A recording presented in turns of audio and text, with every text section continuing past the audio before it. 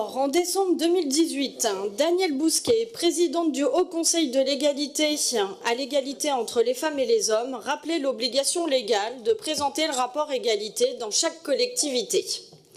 Le Haut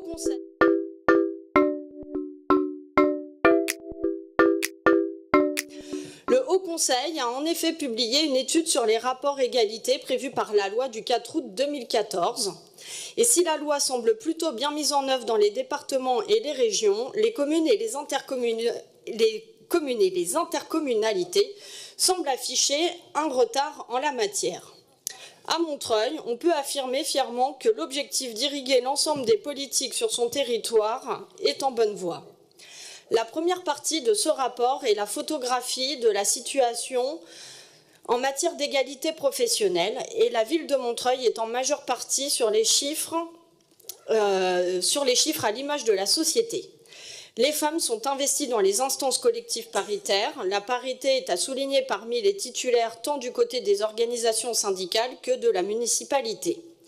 La ville compte bien plus d'agentes et quelles que soient les catégories A, B ou C, faute de politique d'égalité dès le plus jeune âge, dans notre société, les formations et les métiers restent très genrés.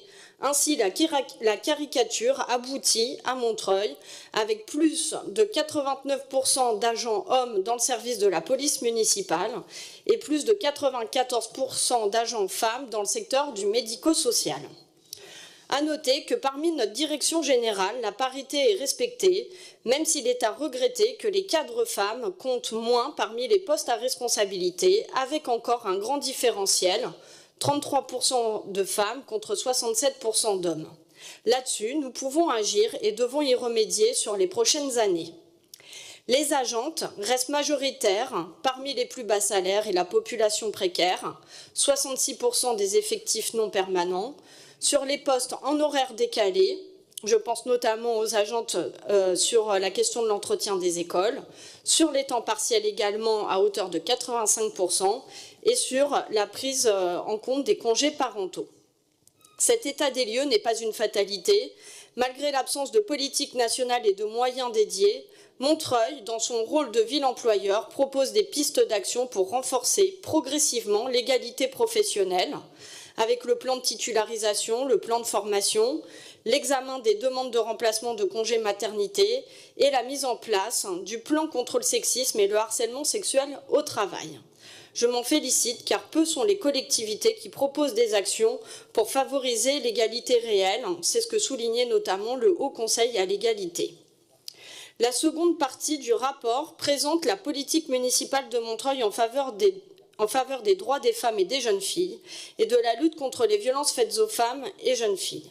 Cela peut paraître évident d'avoir une délégation spécifique et une mission dédiée à cette thématique. Montreuil en est pourvu et c'est encore loin d'être le cas dans la majeure partie des communes. Et vraiment, je veux dire la fierté que j'ai eue à lire tout le travail réalisé depuis plus de 4 ans et de voir enfin les effets concrets, notamment sur la question des violences faites aux femmes et jeunes filles. Le travail partenarial prend sens, la coordination des acteurs et actrices nous rend plus efficaces pour l'orientation, l'accompagnement et la prise en charge des femmes et des enfants.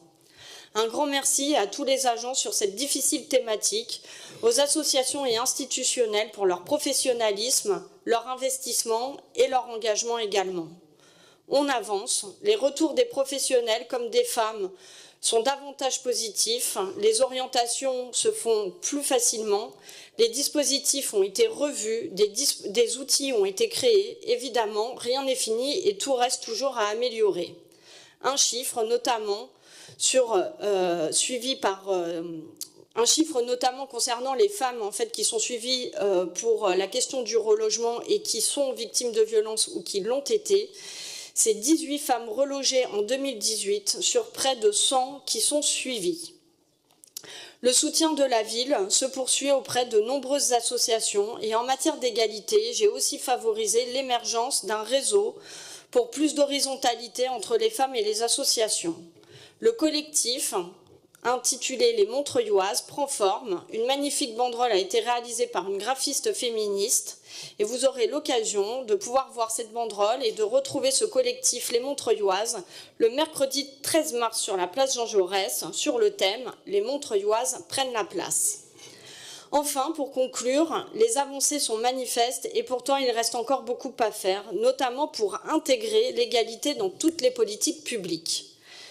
Ainsi, en 2019, je suis heureuse de pouvoir annoncer que l'expérimentation du budget sensible au genre va enfin débuter dans 2 secteurs, la jeunesse et les sports, accompagnée de la direction des finances, indispensable dans le contrôle dès le premier euro dépensé.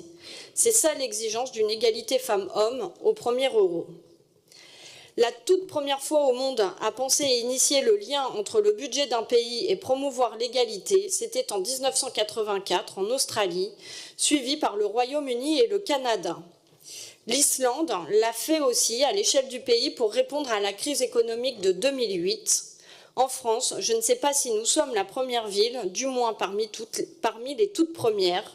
Il faudra rester bien sûr vigilant et exigeant sur le suivi de cette expérimentation de budget genré au cours des 3 à 5 prochaines années pour qu'elle réussisse et la généraliser ainsi à l'ensemble du budget de la ville. J'y crois résolument. Je vous remercie.